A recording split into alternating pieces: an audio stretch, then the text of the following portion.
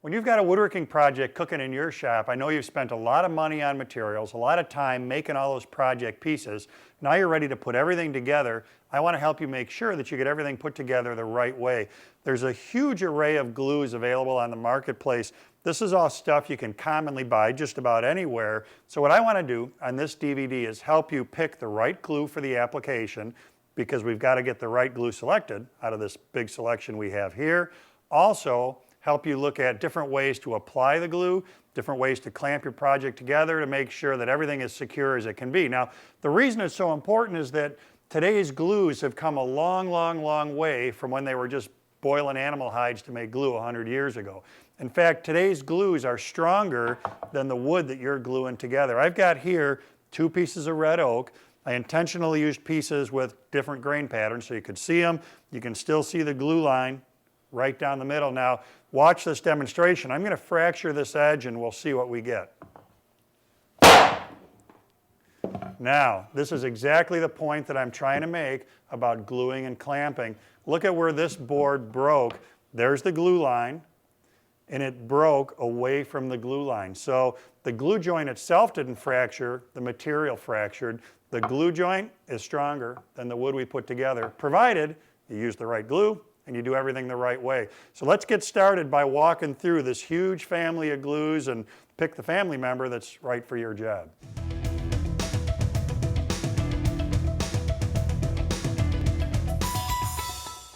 Let's get rolling here by working our way through all these different glues so we can help figure out what's right for the project you got going. First off, these glues, white glue and yellow glue, these are in a family that are called polyvinyl acetates. Big chemical name. Here's what it boils down to. They're both very similar. In fact, it might surprise you to learn that this common white glue, when dry, is just as strong as yellow glue. So why pick one or the other? Here's what we got.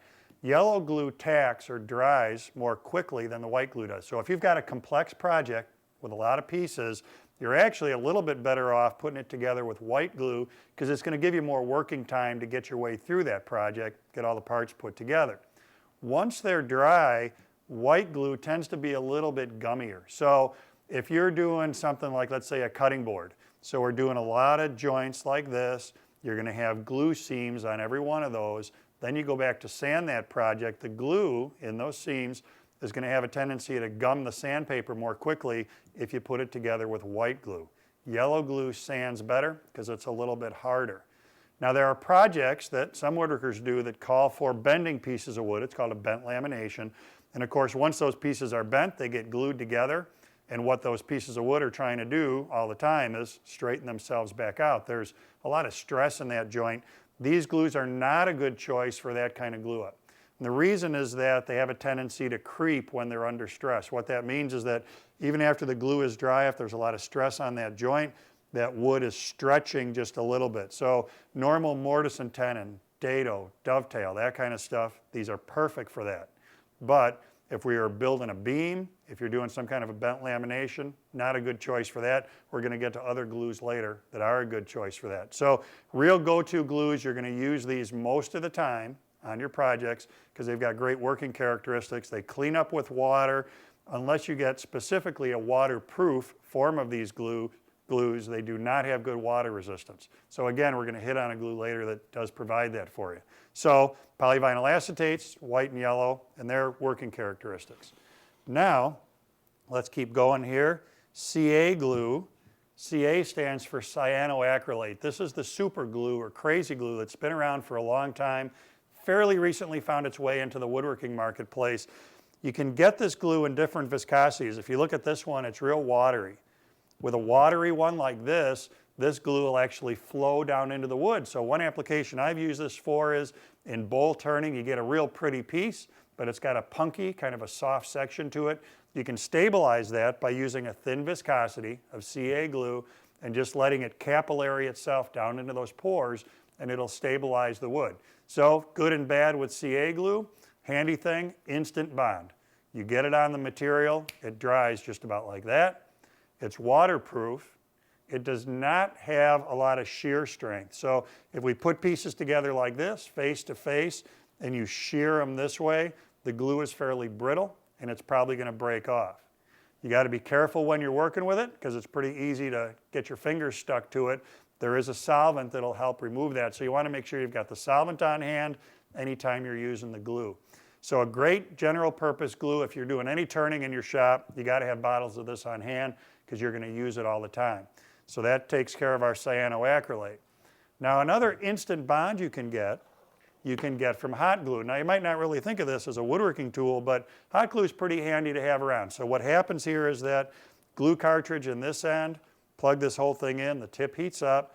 As I squeeze the trigger, out comes the glue. I'd only consider this for a temporary bond. You're not going to actually use this to put a project together. Temporary bond could be, I want to fasten a pattern to the top of a workpiece. I can put some dabs of hot glue in there, put the parts together. They'll stick long enough for me to trace that, do all my cutting, trim it with a pattern cutting router bit, then pop the pieces back apart. Hot glue is pretty thick, so that means it's got a pretty good sized glue line. So that's why just for gluing parts together, it doesn't work real well for that. It doesn't have a lot of strength. So consider hot glue just a temporary bond on something that you're going to pop apart again later.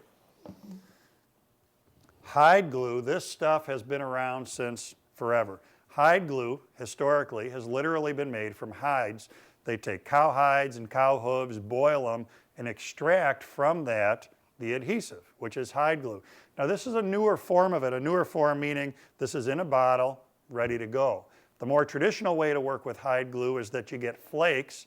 Those flakes get mixed with water, and you're making up the glue as you need it. Now a couple things you need to be aware of. When you use hide glue, it has to be warmed up in order to be used. Also your working environment, your shop, and the material itself have to be warm. And the reason is that as this cools down, it starts to tack. So as it's tacking, of course, your parts are sticking together. So the cooler everything is, the more quickly this is going to tack. Now think about that. It tacks by cooling. So if I heat it up again, specifically if I put hot water on it, I can soften old hide glue. So people who are disassembling antiques, pre-World War II antiques, will often just inject hot water into the joint. The hot water dissolves the hide glue and allows them to very easily slip those joints apart. So it will dissolve under heat and under water. The other thing that's cool is of all the glues we're going to talk about, this is the only one that'll go back and stick to itself. So if I've got hide glue in a joint and I'm doing a repair, I can add hide glue, put everything back together, and the old glue and the new glue will bind themselves together. And again, it's a working characteristic we don't get out of these other glues. With this stuff, which I don't have to heat, I can use right out of the bottle. The temperature in my shop and the temperature of my material isn't as critical as the traditional hide glue that does have to be heated, which comes in flake form. So hide glue is a great choice where you might in the future have to take something apart. A lot of instrument makers use hide glue because often with instruments they have to be disassembled, tweaked, put back together. So hide glue allows that to happen very readily, which again the other glues not so much. Polyurethane glue. Now this stuff really pays off if you ever work with materials that are damp because it cures in the presence of moisture. So if you ever work with treated lumbers, if you do rustic furniture where you're working with sticks, you harvest them, make a piece of furniture, put them together. If that wood is wet, we could use one of the polyvinyl acetates, but because those glues dry by drying, in other words, as moisture leaves them, that's how they cure, any moisture in the wood is really going to slow down the drying process. This stuff needs moisture in order to dry. So when we put this stuff in wet wood, that's going to actually help the curing process. Polyurethane glue is waterproof. So remember I told you earlier, I'd get a waterproof glue in front of you. This is one of those products. It's also really good at bonding non-wood products to wood. So let's say you want to fix a little brass plate onto a piece of wood. Polyurethane glue would be a great choice for that. The other stuff that we've talked about so far, with the exception of CA, not so great a choice. So good at bonding non-wood materials together as well. One of the things you have to be aware of with this is that when you use polyurethane glue and it starts to cure, it foams. So a couple things there. One is that when your parts are put together, let's say you're doing a mortise and tenon joint, the foaming action can create pressure inside the joint and actually push the joint back apart. So you want to make sure that you leave the clamps on for the duration of the cure process so that the glue itself isn't blowing the joint open. The other thing is that as you see this foam start to come out of the joint, don't be tempted to wipe it because you're just going to make a big mess. What you want to do instead is let that foam cure, and when it cures, it gets nice and hard. Once it's hard, it's very easy to cut with a chisel, clean that joint up. So with polyurethane glue, waterproof, got to have water present in order to cure. What that's going to mean sometimes is that if the wood you're working with is kiln dried and very, very dry, you might have to add water to the joint in order for this stuff to work for you. Contact adhesive is really specifically used for plastic laminate. With contact adhesive, the way it works is that as soon as the parts touch, as soon as the parts make contact, they stick to each other. So we got a couple things going here. You can get contact adhesive in both water-based and solvent-based. Most applications, you're really better off working with the water-based contact adhesive. Solvent-based adhesive is very, very flammable. So you got to be very careful working around any kind of a pilot light on a water heater or a furnace, any ignition source at all. Also, the fumes from that solvent-based stuff are very, very strong. The water-based takes a little bit longer to dry, but much more user-friendly to work with. Contact adhesive is weird. The way you use it is you get contact adhesive spread on one surface, you get it spread on the surface that it's going to go mated to, you let both surfaces completely dry, then you stick them together. So it's much different from the other materials, the other glues that we have out here. Very, very good for plastic laminate. You're never going to use this to put together something like a dado or a mortise and tenon. Epoxy is a glue that, different from all the others in that it's a two-part adhesive. So the way this works is that I'm going to squeeze this, I'm going to get hardener and my resin both coming out together, mix those. I don't have glue until the hardener and the resin are actually mixed completely together. Now epoxy brings us a couple of great working characteristics. One is that it's gap filling. So with all of our other glues, you've got to have pretty good joinery between your parts in order for the glue to do its thing. With epoxy, it'll actually gap fill so that if I've got a joint that isn't quite perfect, and again, an older antique might be a case here where a rail has shrunk away from a hole or a mortise it's supposed to fit into, you could put that back together with epoxy because of its gap filling characteristics. It's also waterproof. Great application for epoxy. You make a piece of outdoor furniture. You've got end grain legs that are going to be sitting down on the ground. You can use epoxy to paint or coat that end grain to make sure that water's not wicking up into those legs because it'll make them completely waterproof. Downside to epoxy, it can be very messy to work with. Once it's dry, there is no getting it apart except for cutting it. So very, very hard to clean up if you've got excess epoxy on your project when you're done. Alcohol will clean it up. So your best bet, if you've got wet epoxy drips, you want to take care of those right away by cleaning them with alcohol. So it's an expensive product to use compared to everything else that we're talking about here, but offers you that capability of gap filling and being completely waterproof when it's dry. Cold press glue is a material that you would specifically use on wood veneers, and what it offers is a very thick product, and what we want out of that is to limit its ability to bleed through the veneer. So that's what we get from this cold press. Now, what cold press refers to is that in industry, sometimes when they put veneers together, they do it under heat and pressure. This stuff works under just ambient room temperature. You don't need heat, so that's the cold press part of that. You can see that it needs to be mixed before I use it. When I do that, when I get that all mixed up, this glue is actually very, very thick, and that's what we want so that when we have that under a piece of veneer, the glue can't penetrate, can't bleed through that veneer and migrate up to the show face. So that's what cold press is all about. Now a couple more waterproof and water resistant glues you should know about. These are in the polyvinyl acetate family, so they're forms of yellow glue, but their formulations have taken them up to a point where they're water resistant, that's this one, and waterproof, that's this one. So you could actually build a boat with this one and immerse it and you would be fine. So if you're working on projects that call for these applications, which would be something like outdoor furniture, then you need to know you can readily get glues in the polyvinyl acetate family that'll take care of that for you. The first yellow and white glue we looked at would not be good choices for those applications. So lots of stuff out there now. All the information I just told you is on a PDF, which is included on the DVD, so you don't have to memorize everything I just talked to you about. You can go back and look at those notes, make sure that you're picking and buying the right glue for the project you've got going.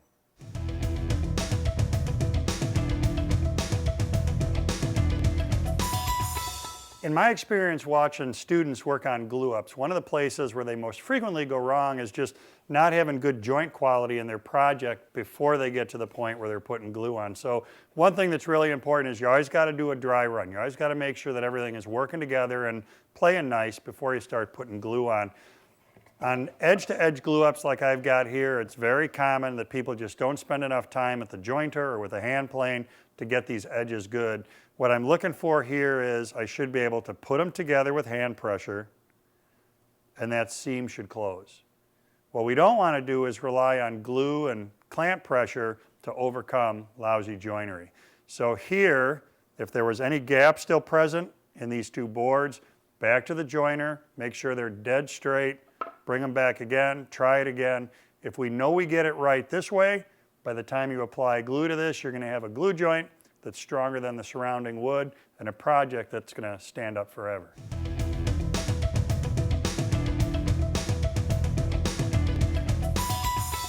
Once you've got the glue selected, the next thing we got to do is get it applied to the project. In this case, what I'm going to show you is getting these dovetails put together and getting these boards glued together face to face. Both good applications for white glue because it's thin, so it flows out nice compared to yellow glue. And remember, it's got that slightly slower tack time. So if I'm working with a project that's got a lot of dovetails to it, it would give me more time to work my way around, get all the dovetails put together, make sure that everything is squared up just nice. Now, talking about application here, so what I'm doing is I'm shooting glue into the dovetail sockets. Then I'm using what's called a flux brush. So this is something to actually use when you're soldering to spread flux around, but you can get them at home centers, you can get them at woodworking specialty stores. What's nice is that they're small. They're very inexpensive. You get a whole bag of these for not a lot of dough. And because they're small, we can use it to get down into these detailed spots. So into the dovetailed sockets, if I was doing a mortise and tenon joint, it would easily get into the mortise and tenon. Now, part of the key to applying is making sure that you're not puddling glue. So when you're using that brush or any other applicator, you want to make sure that you're spreading the glue. And what I always tell people is think about it as though you're putting paint on a wall. And what we want to do is spread that paint uniformly, not leave a big gob someplace. So I want to spread that glue across the bottom. The weird thing with glue, especially in a dovetail or a mortise and tenon, is that it can actually exert hydraulic pressure and prevent you from getting the joint together if you have too much glue pooled on the bottom. So in these dovetailed sockets, if we didn't carefully spread that, it could be that as you try to seat these together, even though the joint fits okay, the glue prevents you from getting it put together. So it's very important that we spread that out, get it in a thin film all the way across the bottom. So a flux brush, very good for those applications. Now, let's have a look at this big surface. I want to get these two boards glued together face to face. Same thing, we got to get this filmed out. So we can go after this a couple different ways. First thing I'm going to do is just get glue on the surface, sticking with the white glue because it's going to be real easy to spread. Foam brush works okay for this. Now the downside to a foam brush is that because it's foam, it's soaking up a lot of glue. So a bunch of my product is actually ending up here in the foam brush and not on the surface of the wood. The good news is extremely inexpensive. When you're done with this, you can just discard it. What we really want to do with this is kind of treat the glue like mastic, like you'd use to put tile onto a wall. So another way you can do this is take a card. This is actually a card from a hotel that I stayed at, and I left the hotel without giving the card back so I could show you this. Using pinking shears, I'm going to cut the bottom edge off of this key card. And that gives me a nice toothed surface there. Then by pulling that through, I can spread the glue. Now, when we do this with the pinking shears, it's leaving pretty good sized teeth on this. And remember, with our white glue, this is a fairly thin product that spreads real easy. So this is a great technique, but actually better for thicker bodied glues like a yellow glue. Get a little more white glue on here because I'm going to show you something even cooler. So, with the big teeth left behind by the pinking shears, we were actually kind of riding over the top of all of our glue, not doing a great job of spreading it. This hacksaw blade is going to work really, really well for this. This is an 18 TPI, 18 teeth per inch hacksaw blade. What I'm going to do is stand it up, use it like a big squeegee. Now we're cooking. See how it's doing such a nice job of spreading that glue for me. And you can actually see the little striations, the stripes that it's leaving in the glue. Makes it very, very easy to get uniform coverage across a big face like this. Now, of course, with a hacksaw blade, once you're done spreading glue, then you can wash this off. You can use the hacksaw blade over and over again. I found that the 18 teeth per inch, because you can get different teeth on a hacksaw blade, is really just right as a glue spreader. So I need to get a little bit more glue on here. You want to make sure the entire face is covered. These will be ready to go together. Hacksaw blade we can clean up. Flux brush we can clean up. And the old card we can clean up. The foam brush you're probably just going to throw out. I'm going to get this board finished up so I can get it in clamps. Then we can move on to another gluing tip.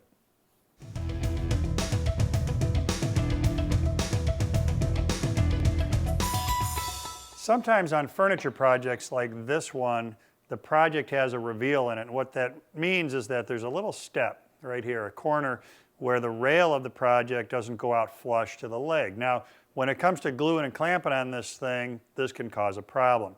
If we don't compensate in the clamping step for the reveal, it's very easy to rack these legs to get them twisted. Once they start to twist and you go to put the whole assembly together, you're really going to have a problem. So I've already got glue on this one. I'm using yellow glue in these dowel holes. Got it spread down inside there with a flux brush so that I can put everything together. So I'm going to put this in clamps. Now, I don't want to just go in clamps. I want to add one more thing here. I'm going to add a block. And what that block is going to do is get the clamp pressure right on the rail. So it takes just a little bit here to get everything set up. And I'm going to get just a little bit of pressure from the clamp. Now what I want is my block to be in line with the rail. Our goal is that the pressure that we put on from these clamps remains centered all the way down that rail. So basically what I need to do is pull that block up. I've got an 1/8 inch reveal. I got to pull that block up that same 1/8 inch off the clamp. Do that on both sides. Then I can get all my clamp pressure on there. So basically what we're doing here is maintaining an axis right down the center of this rail through the leg into that clamp block to make sure that as we apply pressure, the leg is remaining perfectly square to the end grain of my piece.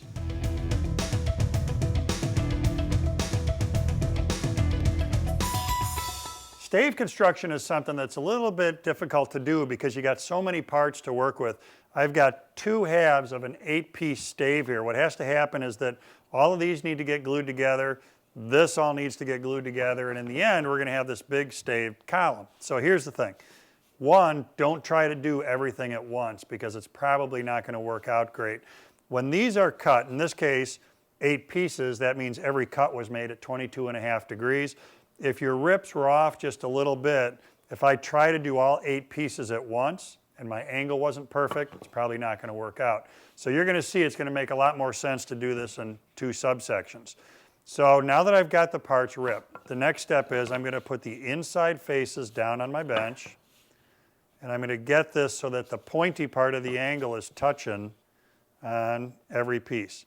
And this is cool. Masking tape is going to become my clamp for most of this. So with the parts, the pointy part touching, I'm going to pull that closed and get the tape across there. Now on the pulling it closed part, Make sure that you don't squeeze so hard this way they start to climb past each other, because that's going to defeat the purpose.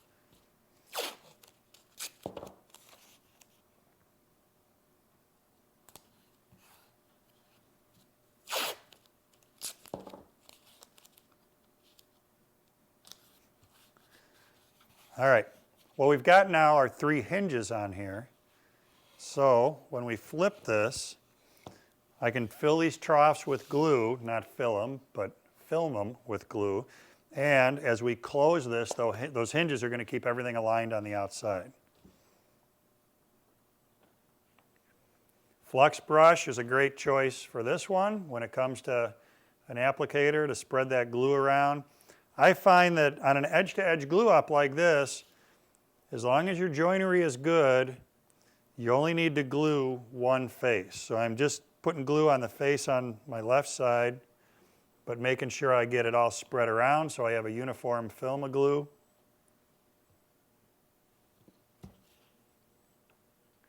Remember that glue starts to cure, yellow and white glue cures by drying. So the drier your room conditions and the drier the wood, the more quickly this is going to start to tack on you or cure. So what's happening is moisture is evaporating from the glue. That's what I mean by drying. And as that moisture goes, this starts to tack up. So that's why I'm moving quickly here. You don't want to dilly-dally around. Now, I'm going to close this, and when I close it, I want it to stay closed. That's where this other piece of masking tape is going to come into play.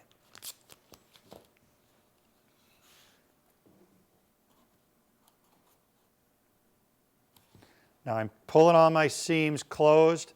There's squeeze out coming out on the inside. That's a great sign that I have enough glue on there. Now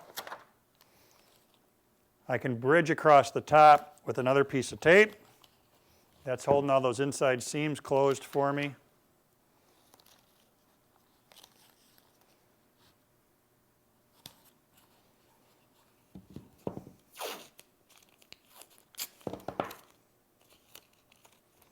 Now before we can get to the next step, which is getting this half to join to that half, we have to let that glue dry overnight. Once that glue is dry, the masking tape can come off of your half sections. Now, probably what you're going to find is that when you put the half sections together, they're not ready to make a hole. The reason is that, just think about if we're off just a gazillionth of a degree on these cuts, that gazillionth accumulates by the time you get to all the cuts. And when we put these half sections together, they may not be quite perfect. This one, it's just a little bit open on the outside of the angle there. So not quite ready to go together. The key is I got to get this perfectly flat and this perfectly flat. Easiest way to do that, put sandpaper on a nice flat surface. What we're doing is getting this edge and this edge perfectly flat. Do that to this piece as well, and everything's got to come together just right.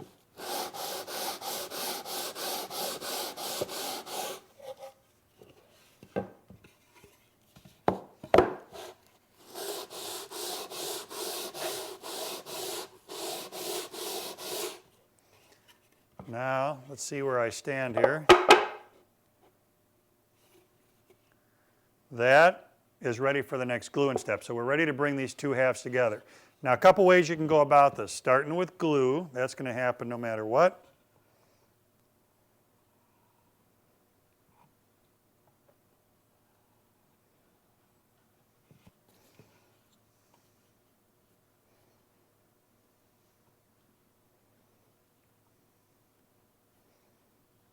You can really see now where you can see the whole edge there, how I'm uniformly covering that edge. Keep saying it, it's like putting paint on a wall. I want to make sure that my glue has complete coverage over that wood so that I have a uniform film. All right, now, half to half. Now, we can use masking tape again. I'm going to get this side on first.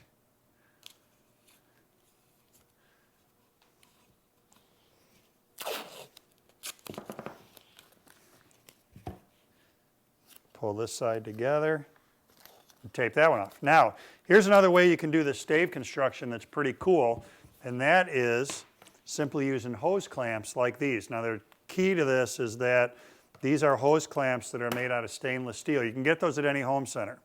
What's neat about this is that you can take different size hose clamps. It's the same two I have here, put together here, and because of the way the threading works, you can join them end to end. So this hose clamp could come onto my stave, and I can actually use a drill to draw this closed with a nut driver. Did a great job of pulling that seam closed. So hose clamps are a great way to do circular glue ups like this. Gets nice uniform pressure all the way around.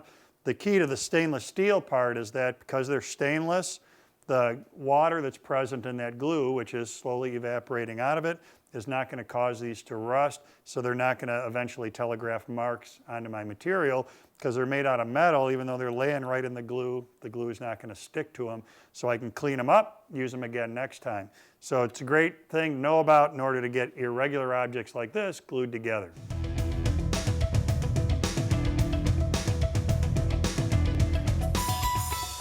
Contact adhesive, like I have here, is far and away the best way to adhere plastic laminate to a substrate like this piece of MDF. Very common that MDF or particle board is used underneath plastic laminate. So here's how this whole thing plays out. I'm using water-based contact adhesive because there's a lot less odor. There's not a flammability concern. If you use the solvent-based stuff, you got to really, really be careful about your working environment. It's real important that you stir this. Make sure all the solids are mixed into the adhesive.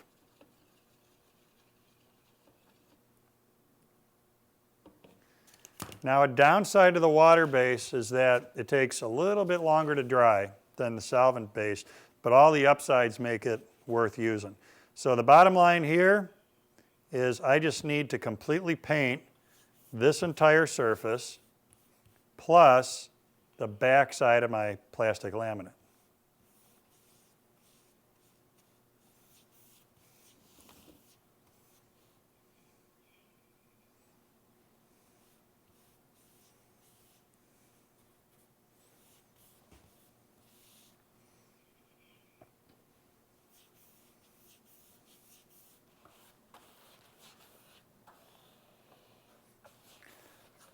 I've got both surfaces coated here.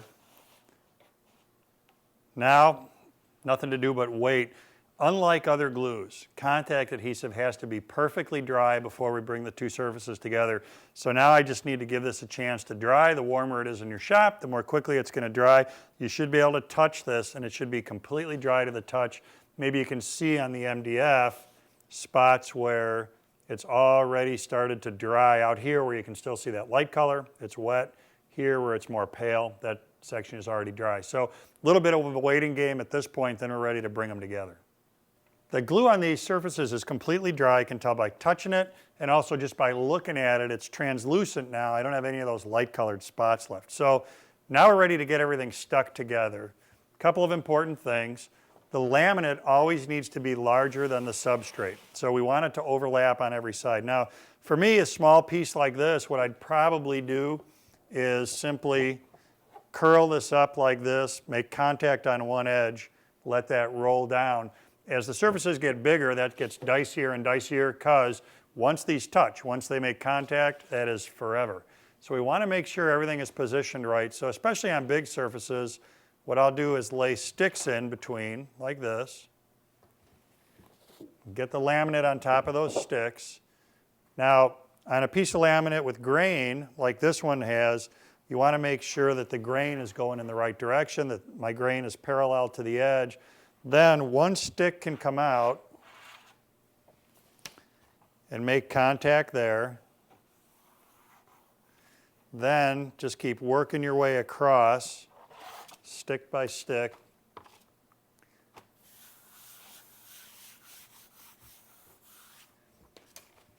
The pressure I can put on here with my hand is nowhere near enough to completely seat these components together. So that's what these rollers are all about. This is called a J roller, and when I push on this, What it's doing is it's taking all my pressure and concentrating it on the one little spot where the J-roller contacts the laminate. So it puts a lot of pounds per square inch down on that laminate. So the next step is to just roll this. Now, you can't be rolling out air bubbles. There better not be any. What this is doing is just guaranteeing contact between the substrate and the plastic laminate. Be real careful out here at the edges, because if you go too far, you can crack that. The right way to get rid of that excess is using a flush trim bit in a router. We don't want to crack it off. As you're putting the parts together, as you're letting the glue dry, make sure that nothing gets on those surfaces. What can happen is that if you get a little piece of airborne something, a chunk of dust or something, when you put them together, it'll create a bump that telegraphs through here, and I know this from experience. Once that's in there, there's no fix for that. Of course, we can't sand the laminate to level it out, so you really got to watch your cleanliness when you're working with this stuff. Make sure nothing sticks to that wet glue. So that's it. The nice thing about this is once it's dry, you can keep working with this piece, get it trimmed up, cut it to size, whatever it is that you need to do. So contact adhesive is a great solution for sticking plastic laminate down to the substrate like I've done here.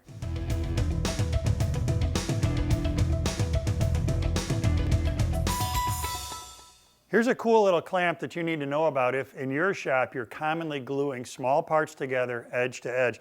These are called pinch dogs, old technology. They can take the place of bar clamps in your shop. So let me show you how this whole thing works. I've got a couple of pieces here that are ready for an edge to edge glue up. So the edges have been jointed, got them marked here, how they're gonna go together. I'm gonna get glue on one edge like I always would, film that glue out.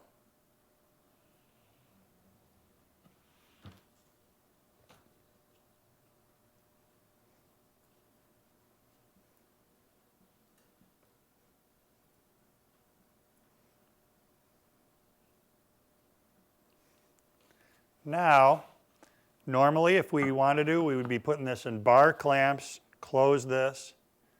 For the pinch dogs, what I'm going to do is spin this around. What I got to be able to do is get to the end grain of this piece. So I'm going to hold a pinch dog on here. What I'm doing, I'll show you in just a sec, I'm straddling the seam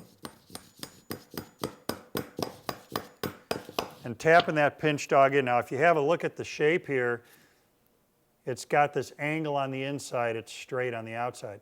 So as this angle engages with the material, it's actually drawing those two parts together.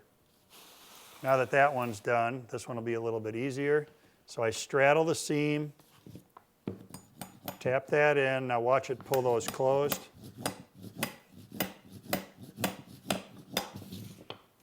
So a couple things here.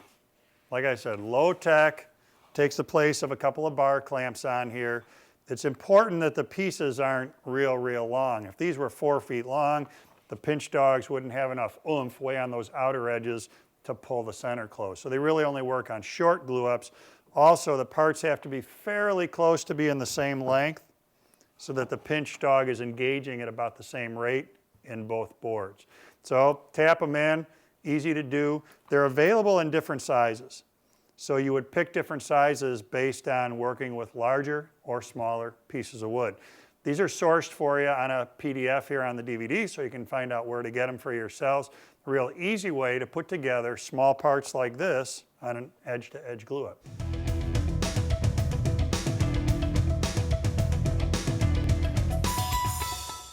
Solid surface countertop material like this stuff I've got has become increasingly popular for woodworkers to use for projects in their shop outside of making countertops. For instance, I know a lot of people who turn pens out of this stuff. For some pens, the 1/2 inch thickness cut to a 1/2 inch blank works out okay, but for a lot of things you want something that's a little bit thicker. For instance, I've got a handle here that I'm working on, turning this out of a solid surface countertop. And I wanted to start with a piece 2 inches thick. So I needed a way to glue all this together. That's what we're going to talk about next. This stuff is a little bit weird. It's not porous at all. So we can't use yellow or white glue on this. Contact adhesive is good for some surfaces to come together, but wouldn't work well for this application. So we're going to talk here about CA glue and epoxy. So first, couple things. I did some experiments and I wanted to figure out what's the best approach to this whole thing. So I've got a chunk here. In fact, this is left over from the handle I'm working on. There are 4 plies present in here. So I've got 3 seams. On the center seam, this one right here, I put that together with 2-part epoxy. Now for epoxy to work, you actually need a little bit of a gap there. If you squeeze and squeeze and squeeze and close the parts together and get a lot of the epoxy out of the joint, there's nothing left to hold things together. So that's why on that epoxy seam, you can actually see a dark stripe. You can see the seam a little bit. On the 2 outer seams, there's one nearly invisible out here, and there's one out here. Those are held together with CA glue. So once I had everything together and I was checking how invisible or not the seams became, the next thing was to figure out, does one of the glues seem to work better from an adhesion perspective than another? So this piece started out looking like this.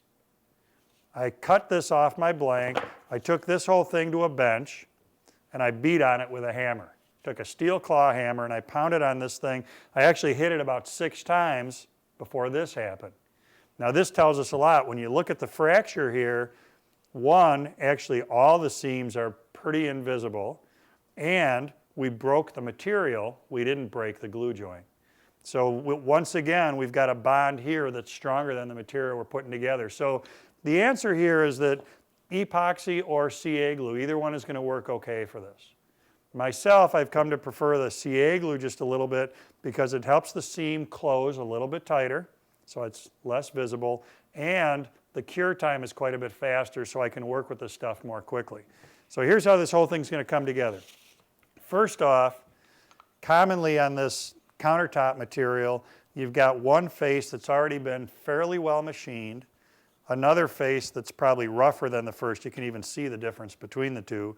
So if you're only doing 2 plies, you might as well do smooth to smooth. But before we put these together, I want to give my glue some tooth into this material. I want to give it the opportunity to grab it. So I've got 220 sandpaper here on my bench. I'm just going to abrade that face. Look how quickly that goes.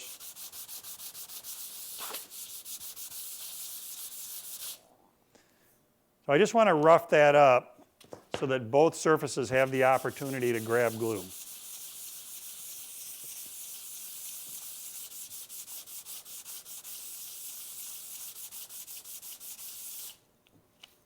Now when I put these together and I examine that seam, it is perfectly closed. And again, these are the faces that were pretty well machined on these parts before I did anything to them. If I take the opposite, the back of this stuff, and I put that together, let's see what we get. It's just a little bit gappy. So the deal is that on a lot of this material, the front's been machined, the back is okay but not great. If you want to do multiple plies, like the 4 plies I did on this piece, you're going to have to do some sanding here to help level this thing out. I wouldn't start with the 220 grit, probably take you forever.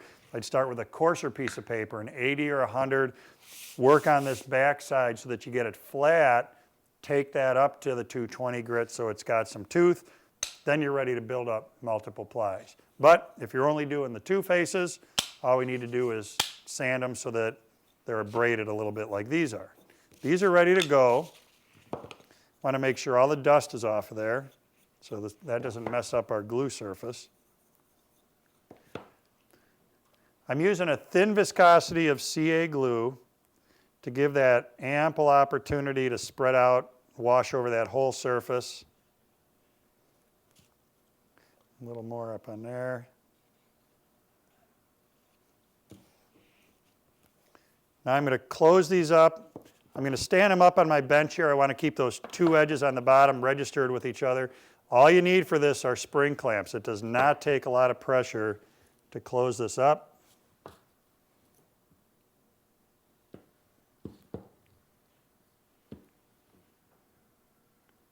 That's all set. I can see a little bit of glue seeping out of the joint. That's good. Protected my bench with this rosin paper. Now, With this CA glue, here's a trick you got to know about. You got to burp your bottles. We don't want that tip to glue itself closed. So first thing, I'm going to tap it, and then I'm going to squeeze it. And when I squeeze it, I can hear air blowing in and out of the tip. So I know the tip is clear. Then you're ready to put that cap back on, and that'll be ready for next time. So I'm going to let that cure. Then that's ready to get cut into the blanks I need for my turning project. CA glue is a great choice for putting solid surface pieces together like I've done here.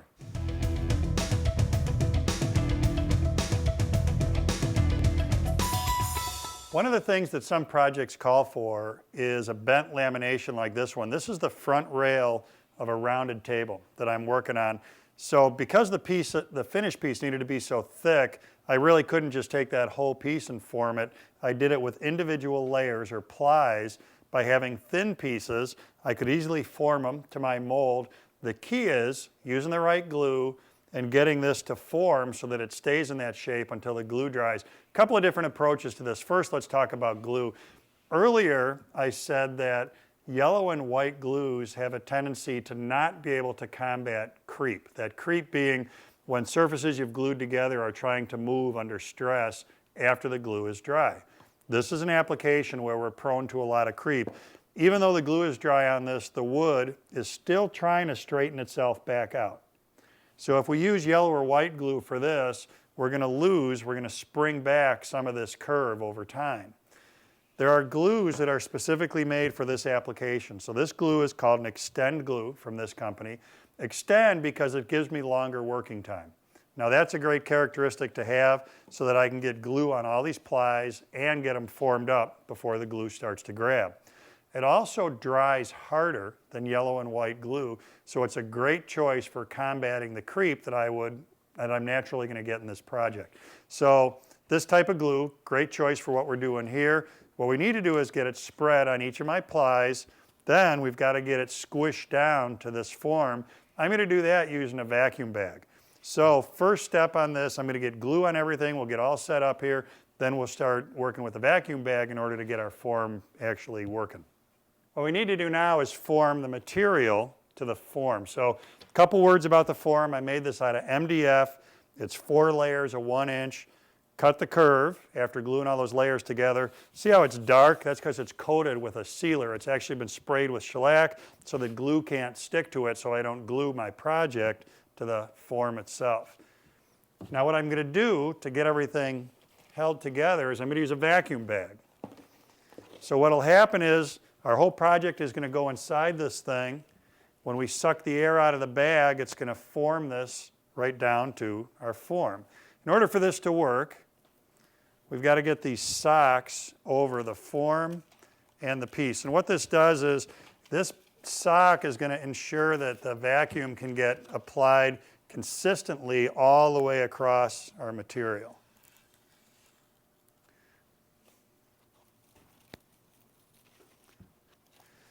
Now the glue does give me an extended working time, but I'm still working fairly quickly here because I want to make sure that it doesn't start to grab before I actually have the forming going on.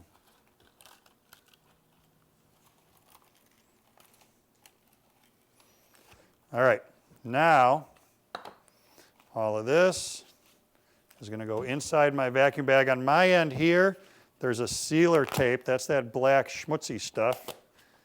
And we want to make sure that that tape stays real clean. If it gets any dust in it, that's going to affect its ability to grab.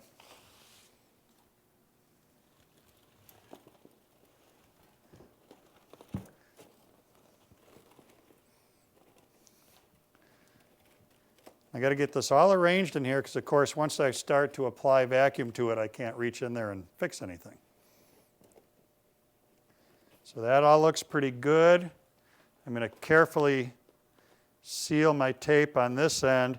In order for there to be vacuum, I can't have any air leaking in any place. So can't be any holes in the bag, of course. And this tape has to be intact and closed all the way across. Now, this is going to be the cool part. I'm going to get these parts where I want them. This valve on top is so that I can apply vacuum to this. This is a hand pump. And by pumping this vacuum, I can start to draw air out of this thing.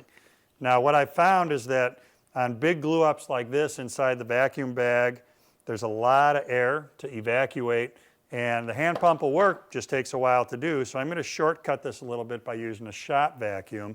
I'm going to spritz a little water on this valve, and that's going to help my vac hose engage on there, make sure I have good suction.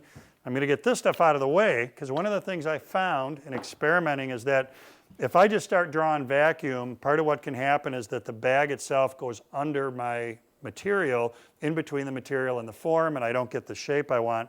So I'm going to have my lovely assistant, Emily, come in, and she's going to get the curve started here by just press down on each end. Are you all muscled up and ready to go now? All right. All right. So you stand there overnight, and I don't need the vacuum bag, okay? You wish. All right.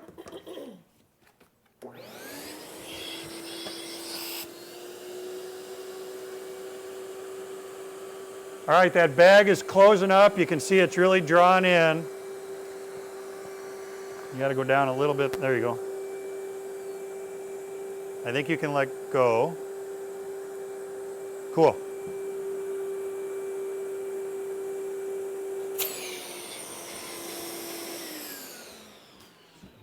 This is a really, really great way to get uniform pressure all over this form that I'm working with here.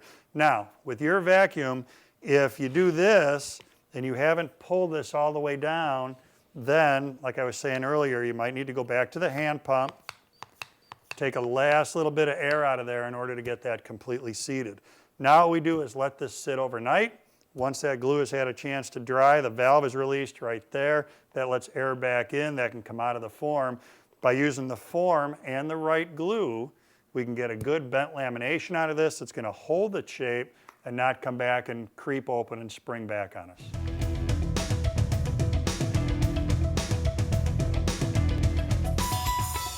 When you put stuff together, commonly you're going to have glue squeeze out on the items that you've assembled. So lots of theories out there about what you should do about squeeze out. On an edge-to-edge glue up like this one, what I do is let the squeeze out form and then wait just a little bit of time. What I'm at right here is a point where it's just kind of gelled over.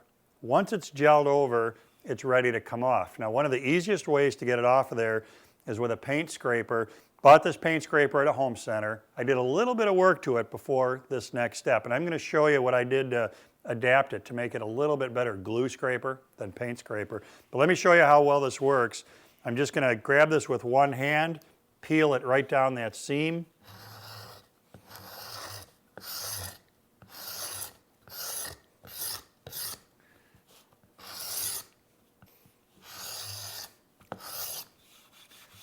Really does a great job of taking that glue off of there, get a little bit off the back here. So next step, let me show you how, using a grinder, I adapted that edge just a little bit to make it more effective for a glue scraper than a paint scraper. It's very simple to get this scraper ready to be a glue scraper. I'm going to take this apart so it's easier to work on. I've got a couple edges on here that I've already worked on. So when this comes brand new, the edges are blunt, and that's why they're not great for glue. So there's a little bit of sharpness there, but not a lot. So using a grinder, what I'm going to do is just enhance that a little bit more so that it works better on glue and wood. So basically, I'm putting kind of a chisel type edge on there. I'll show you exactly what it's going to look like here.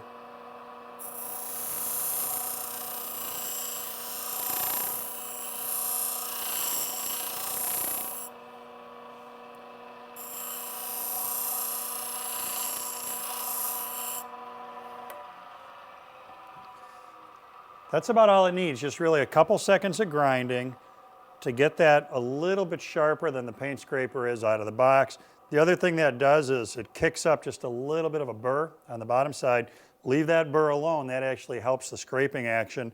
So this one is ready to go to work. Very effective way to get glue off of your edge-to-edge glue ups. Make sure you don't let the glue get too dry. It's got to be just at that rubbery consistency, slightly skinned, slightly gelled over, and this is going to take it right off of there for you.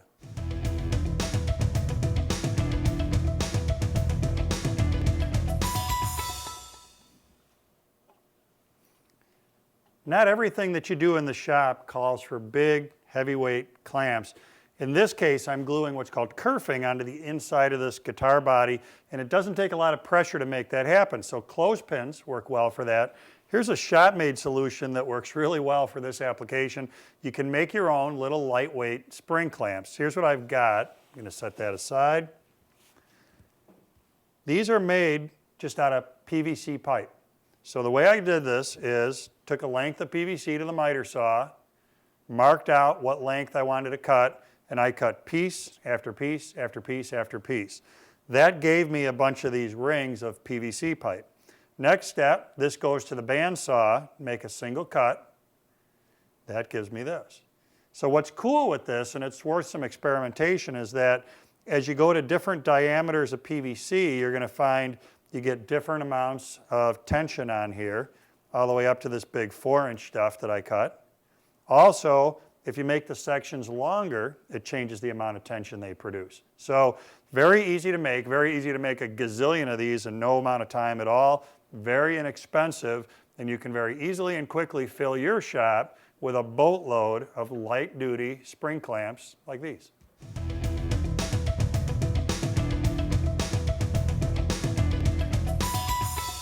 It's pretty common that woodworkers use pipe clamps like these when they're doing an edge-to-edge glue-up, like I've got set up on the bench here. A couple things going on there. One is that as you put pressure on from the clamps, it's possible that these steel jaws are going to mark the edges.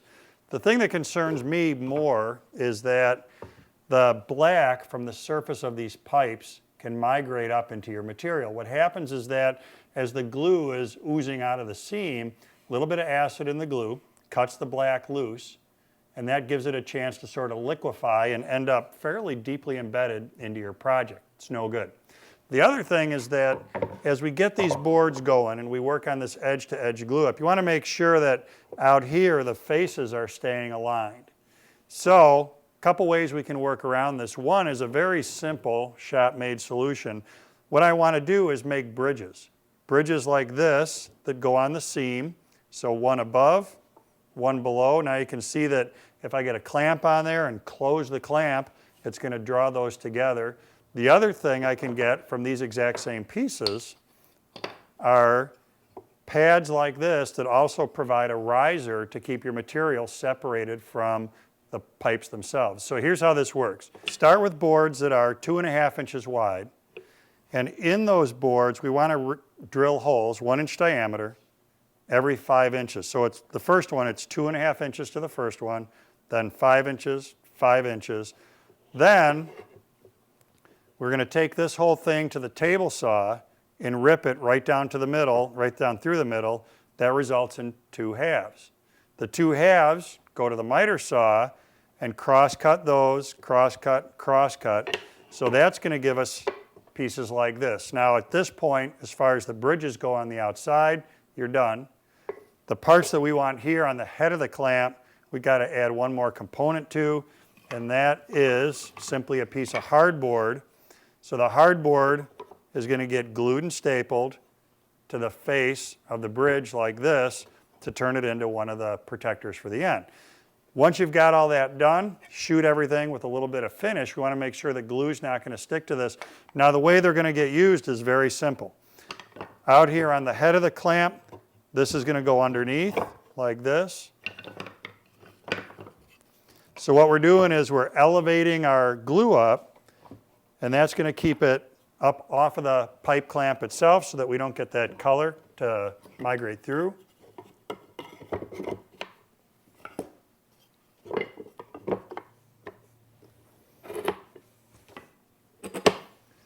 Then, out here on the edge, I'm going to scoot over a little bit so I can get a clamp out here. I get a bridge above and a bridge below.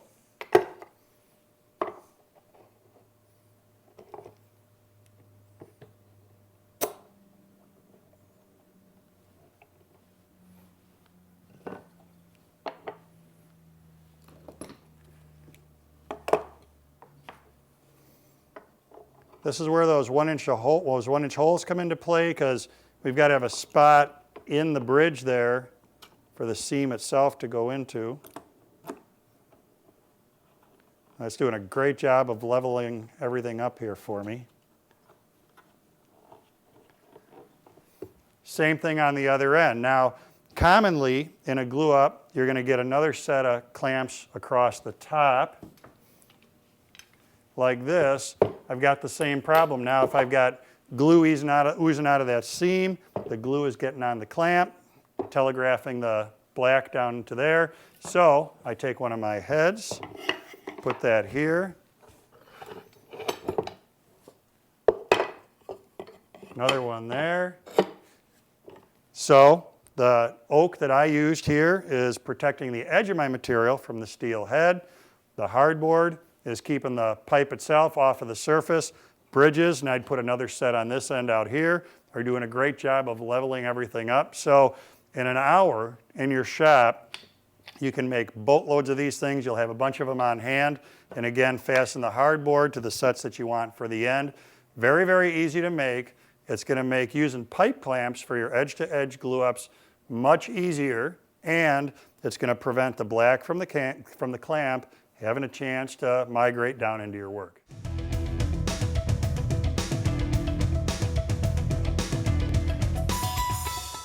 Here's a great little clamp that you can easily make in your own shop. These are called spool clamps.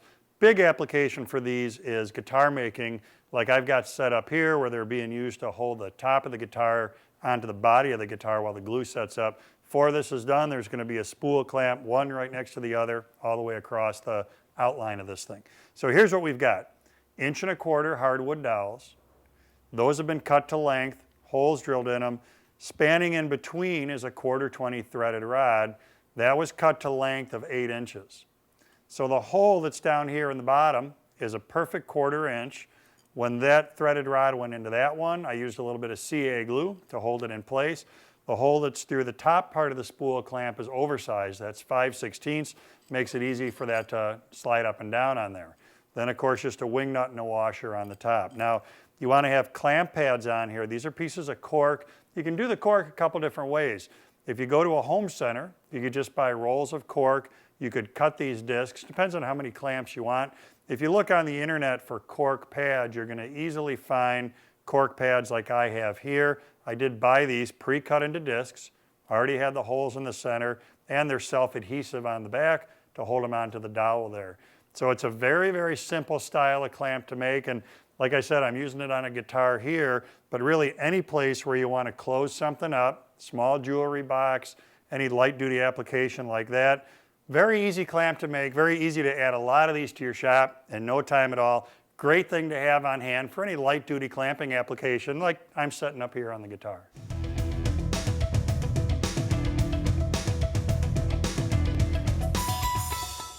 I've got a panel that was glued up previously, and after the whole glue up was done, I noticed a defect down here, a crack right on this one part of it, and I think that it's something that I can fix, but the problem is I need to get glue in there, I need to get clamp pressure on it. The problem is getting the glue all the way down in there and through to the other side to make sure I have a good glue bond when I'm done. So the first thing I'm going to do is on the end grain here where I can see a little bit of the opening of that crack, I'm going to tap a chisel into there because I want to open it up just a little bit more.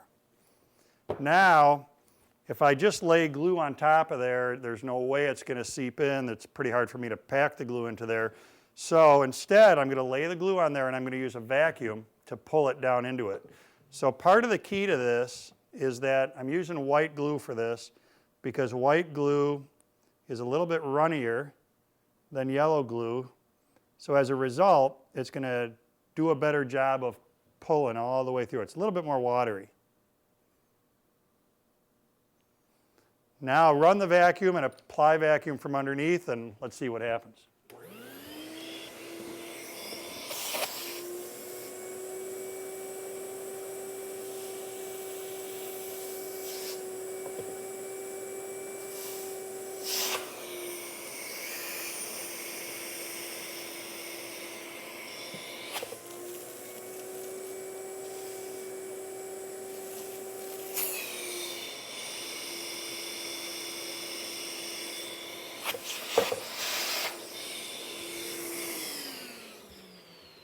So the key is to make sure we get enough glue in there for it to do its thing. I can see I'm getting a little bit of glue at the end of the vacuum hose, so I know I'm pulling it all the way through.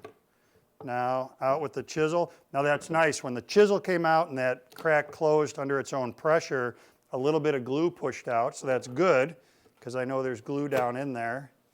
When I close this, a little bit more glue squeezed out. The clamp on this end of this piece isn't really necessary because the crack didn't go that far, but having two clamps on here just makes it a little bit easier to keep everything from rocking and rolling all over the bench. When I close the clamp on this end, we know we had squeeze out up on top. Let's look underneath.